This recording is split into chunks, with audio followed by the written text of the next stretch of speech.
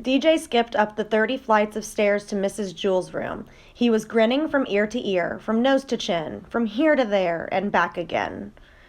"Hey, DJ," Todd shouted. "Glad to see you."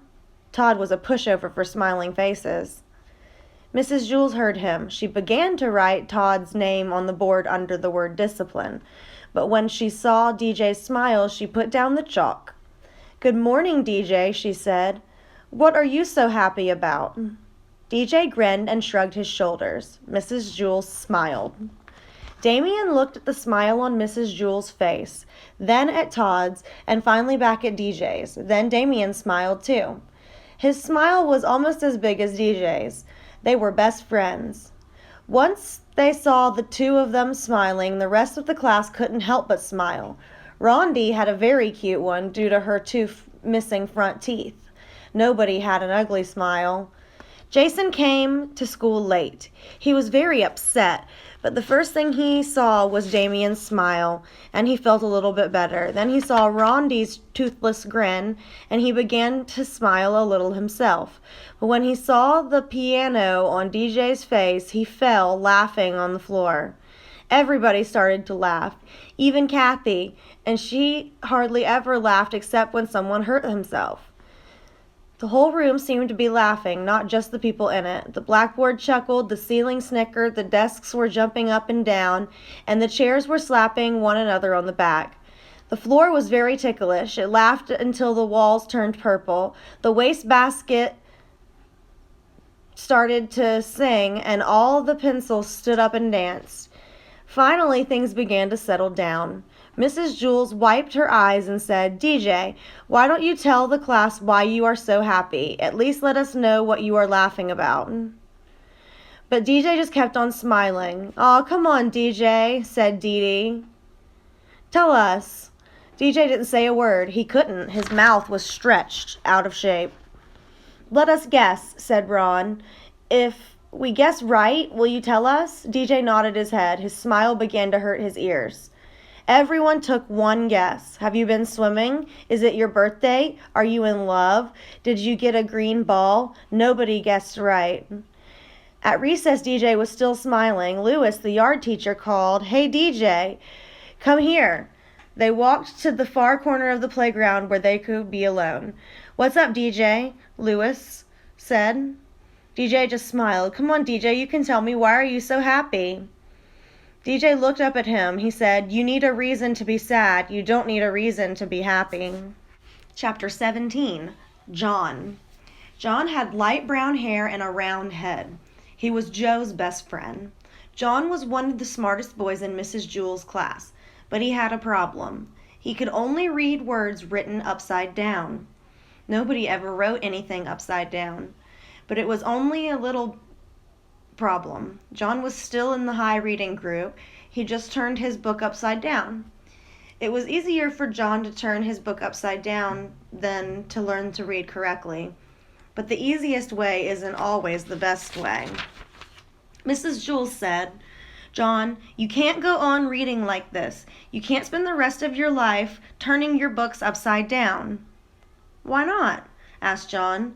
"Because I said so," said Mrs. Jewell. "Besides, what happens when I write something on the blackboard? You can't turn the blackboard upside down."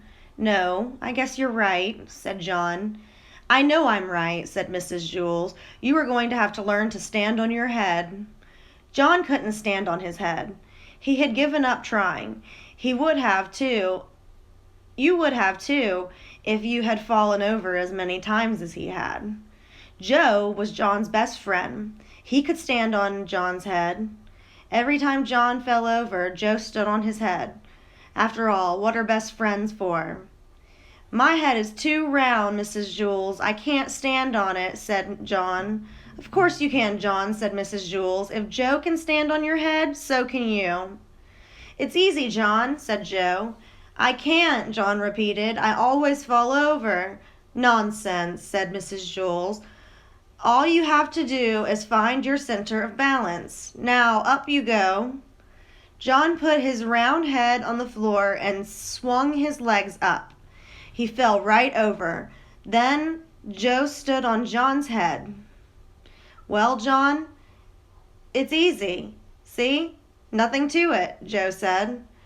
We'll help you, John, said Mrs. Jules. Joe, get off John's head and come get me a pillow from under my desk. Nancy, Calvin, come here and give us a hand. Mrs. Jules took the pillow from Joe and set it on the floor. All right, John, we'll surround you, she said. We won't let you fall. John put his head on the pillow and swung his legs up. He started to fall one way, but Nancy pushed him back up. Then he started to fall another way, but Calvin straightened him out. John was falling a little bit this way and a little bit that way until he was at last found a center of balance. And then, all of a sudden, the book flips upside down, and I have to turn the book upside down to read this next part.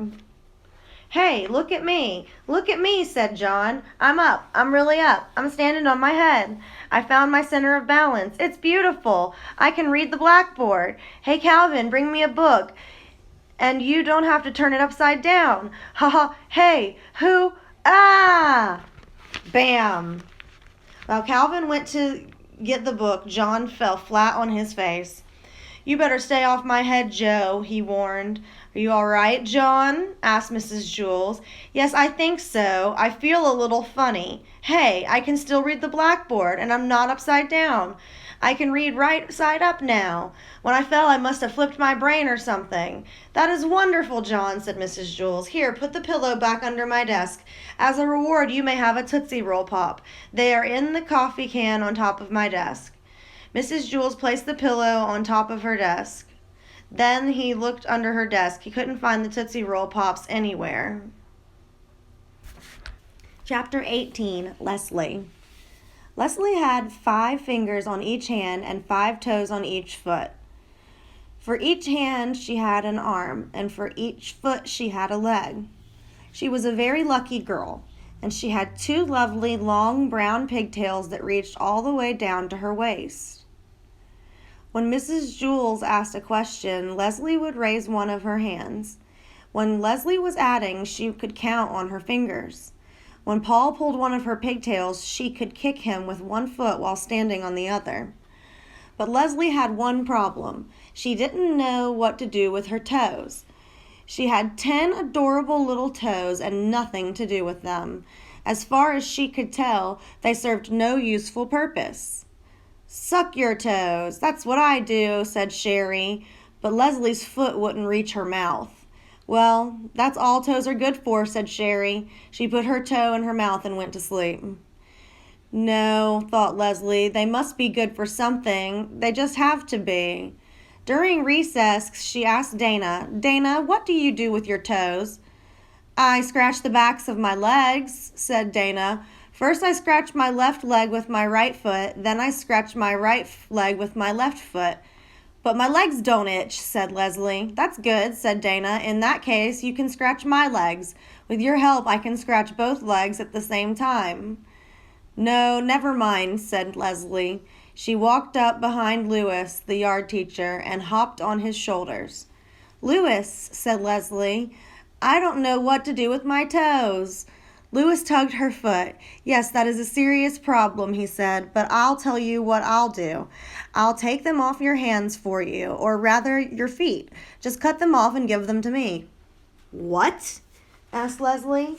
You don't want them, so I'll take them, said Louis. You won't have to ever worry about them again. No, said Leslie. I'll give them to Miss Mush, said Louis. She can make little hot dogs out of them. Miss Mush, the lunch teacher. No, I'm not going to give away my toes, said Leslie. All right, said Louis. I'll give you a nickel apiece for them. No, you can't have them, said Leslie. Why not? Louis asked. They're no good to you anyhow. And think of all you can buy for 50 cents. The bell rang. I'll think it over, said Leslie. She ran back to class. Mrs. Jules, said Leslie, I didn't see any reason for keeping my toes. Oh, Leslie, I'm sure there's lots of good reasons, said Mrs. Jules. Well, I can't think of any. My legs don't itch, and I can't get my foot in my mouth. Louis offered me a nickel apiece for them, and it seems like a good deal. but I wanted to check with you first. I think Lewis was pulling your legs, said Mrs. Jules. No, said Leslie, he was pulling my toes. What would he want with your toes? Asked Mrs. Jules. I don't know, said Leslie, but if he's willing to give me 5 cents apiece for them, then I'm going to take him up on it. That's 50 cents. At lunch, Leslie walked up to Lewis. Okay, Lewis, she said, you can have my toes for a nickel apiece, so that will be 50 cents. Not so fast, said Lewis. Let me look at them first. Leslie took off her shoes. Yes, yes, said Lewis. The big ones are good, and the rest of them next to them, but I'll give you 3 cents each. Leslie was furious. 3 cents each? You told me 5 at recess. I'll give you 5 cents for the big ones, but just look at that scrawny little runt of a toe on the end there. You're lucky to be getting even 3 cents for it. I think you're getting a darn good deal. I happen to like that toe, said Leslie. Fine then, said Lewis. Keep it. I'll just take the 2 big toes and we'll call it square. He reached in his pocket and pulled out a dime. Nothing doing, said Leslie. These toes are sold as a set. It's either all 10 for 50 cents or no deal. What am I going to do with just 8 toes? Then forget it, said Lewis. I'm not going to give you a nickel for those scrawny little end toes. Fine, said Leslie. No deal. My toes will still be here if you change your mind. She turned and walked toward the hopscotch area. Wait a second, Lewis called. I'll give you $1 each for your pigtails. Leslie turned around and looked at him with fiery eyes. Cut my hair? She exclaimed. Are you crazy?